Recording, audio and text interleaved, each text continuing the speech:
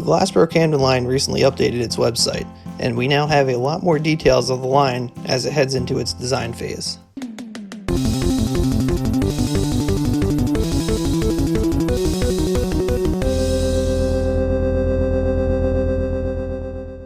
The Glassboro-Camden Line has been a thought in South Jersey since 2003.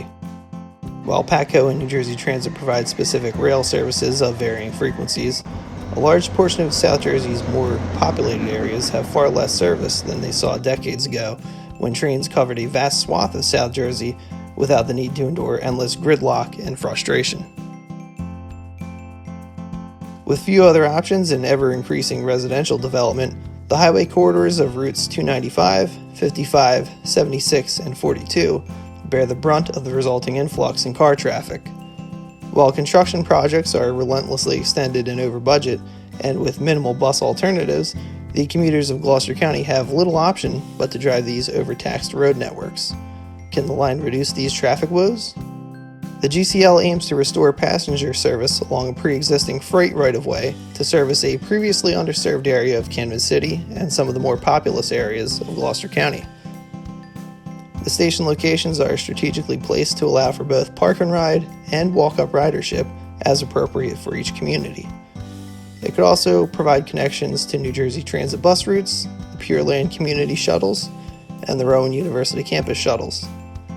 Descriptions of each station account for ADA compliance and smart use of each space befitting its neighborhood.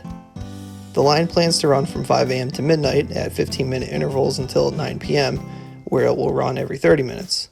It's not terrible, but may dissuade certain riders in areas that can connect nightlife, students, and commuters who don't work a 9 to 5.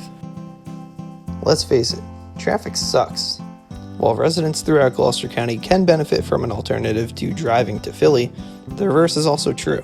The option to not have to drive to destinations like Woodbury, Pittman, and Glassboro, as well as their surrounding areas, could be a game changer, which I'll dive into further in the near future. These areas will see increased riders from people who don't want to, or don't have the option to, drive to South Jersey.